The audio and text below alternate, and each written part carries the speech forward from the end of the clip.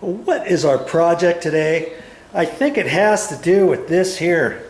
Look, here's some cover plates, light switch cover plates, electrical outlet, duplex outlet, cover plates, and I've got a box here with some stuff in here. What is this? Non-metallic metal commercial electric gasket. What's these gaskets for? You shouldn't have to use gaskets for interior electrical cover plates and light switches and all that kind of stuff. Well, I'm going to show you why these are so important to use inside your house. Stick around. Now, when I was at the Home Depot, my favorite box store, hardware store, I found these, and I found them in the electrical department around where cover plates were for metal boxes and stuff like that, because see, this looks like a foam gasket, doesn't it? See there? Looks like a foam gasket that you would have installed behind a bell box. See this gasket here? And on this blank plate, there's a gasket back in there. That's what these are for, but they're also, I use them for other things. And I use it to go around light switches and electrical outlets when they're on exterior walls. Why is that? Well, you want to do that because on exterior walls you get a little bit of air from outside, cold air in the winter, hot air in the summer, and you can get that coming into your house around your light electrical outlets and your light switches. Did you know that? This is part of keeping your house insulated properly. And it's actually really slick how these work. I've used them years ago, and I don't think many people use these. And that's why I got my little carpet scissors. I use these for all kinds of things. And there comes two in a pack, see? There's two of them. Now see all the different things here? There's different holes up here. Here it's a rectangle cut out, and that's for like a light switch. Light switch, because it's rectangular, you just depress that. If you had a regular old school light switch, you would just take the middle thing out. And they used to have these years ago for old style electrical outlets, such as that. They would have this depressed out here, or a light switch. But when I was at the store, I couldn't find those. I only found this, and I thought, well, I've got the old school electrical outlets, so you just take the rectangular part out and you can still use that, okay? And see, lots of electrical outlets nowadays are rectangular. Let me show you a rectangular one. See, here's the old school ones again. And see, there's a rectangular one. See there? Now that happens to be a GFI, and nowadays most of the electrical outlets that you see in houses are rectangular, and so that's why you would use that. And so I thought, you know, Mommy wants this house to be nice and insulated and stuff, and this is another way to insulate your house, is by putting these on all of your exterior outlets. And when I was at the store, I would try to see if they had these in dual gang for light switches or 3 gang, and I only could find the singles. And so then when I do it for the cover plates and stuff, I have to actually take 3 of these and cut them out with my scissors and fashion them in such a way. And I figured out a way to just use 2 of these, I believe, instead of 3, for a 3 gang light switch. And that's where your little scissors, your carpet scissors, come into play. And I'll show you that in a minute. Okay, but I also had some coaxial cables that I'm not using, and so I went to the store and got blank plates, and then I'll use one of those behind the blank plates, and all of the electrical outlets. You'd be surprised how many exterior walls that you have that have light switches on them, that have electrical outlets on them, blank plates on them, telephone jacks on them, and all that kind of stuff. And not only that, this is a condo, and there's another owner on the other side of this wall. This is called a tenant separation wall. Now, they're supposed to have insulation in this wall, and they do, but they also, when they ran some of the electrical, they might have run it and drilled a hole down through the bottom plate and ran it underneath and went over to somewhere else, to the electrical panel, whatever. Because I found lots of these electrical outlets and light switches and cover plates and stuff like that. Along this wall, I can still feel cold air coming in from there. And it's funny how cold air comes in even when you've got an insulated wall. Now granted, and so I'm going to do them on this wall too, phooey on it. They're $1.20 for two, so we're talking 60 cents each, okay? And you know, it's going to take me a little bit of time and effort and energy to get them all cut and fashioned and screwed on there and all, but then I'll know that everything's insulated. And even on your exterior walls, you always have insulation in those walls, right? But son of a gun, if you take off your electrical cover plate and you hold your hand on there, you're going to feel cold air or you're going to feel hot air, depending, okay, if it's summer or winter. And you do it enough on your exterior walls, you'll find out, yep, Joe's right, VideoJoe's right. I should get some of those.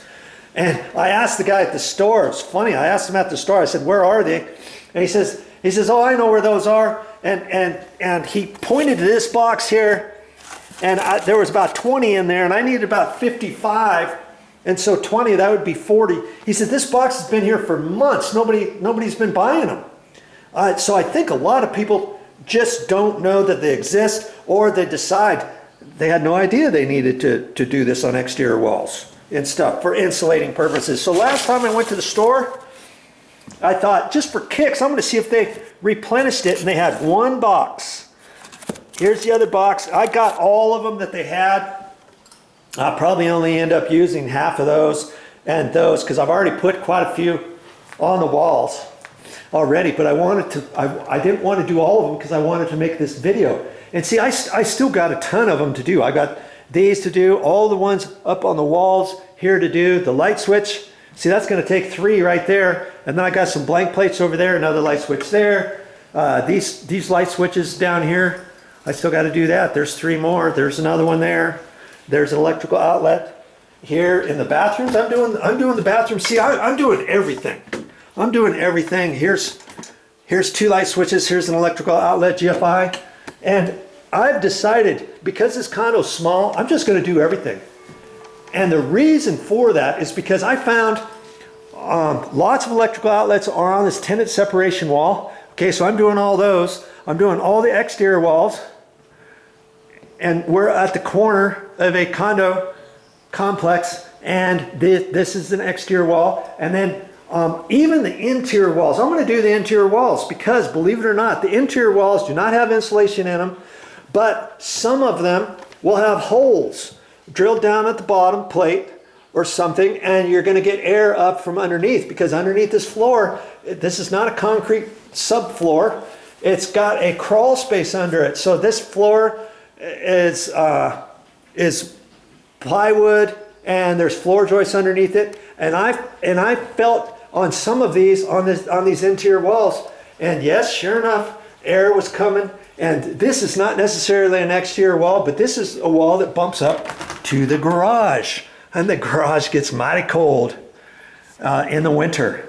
Okay, and because these are here, technically this wall here should have insulation too, but when I put my hand on there, I can feel cold air coming from there. And Momi, she even went to the store, and she wanted to insulate this garage door.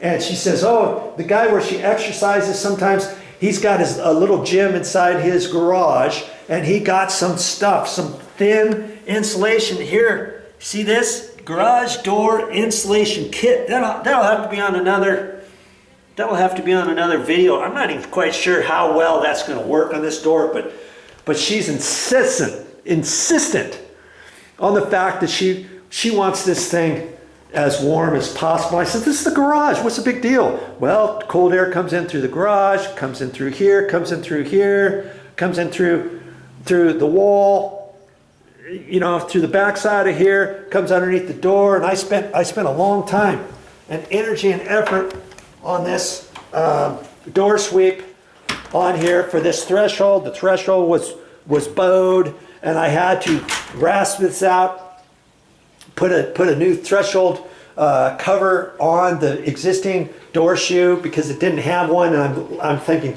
yeah, the last people who lived here probably took that off because the door had sagged. The door had sagged. This is pushed down, and the other thing had a bow in it. This bottom threshold has a raised portion right here, and this must have had a slight bow in it, and they couldn't close the door all the way, so they jerked that thing out, and then there was a big old hole underneath the floor, or underneath the door. So yeah, I fixed that and stuff, and so now she's on this kick that she wants everything, all the plugs and light switches insulated, and because we've got the second floor up here, we got everything on the exterior walls to do, and I've already put them on quite a few different areas up here, but I still have a few other places to go. But because most of these walls were on exterior walls, I'm doing it. Here's the tenant separation wall. Of course, I'm doing that, and I even found that some of the interior walls on the second floor, even though there's no insulation in this wall, I was getting air behind here. I put my hand up there and feel and think, okay, that's it, forget it. I'm putting that insulation on every single electrical outlet in this interior walls, the exterior walls, the ones on the second floor, the ones on the first floor. And I haven't done this one yet, and I can put my hand on there and I can slightly feel that. I can feel air on there. And so I'm doing all of them because the insulation is not that expensive. Now in your house, if you're on a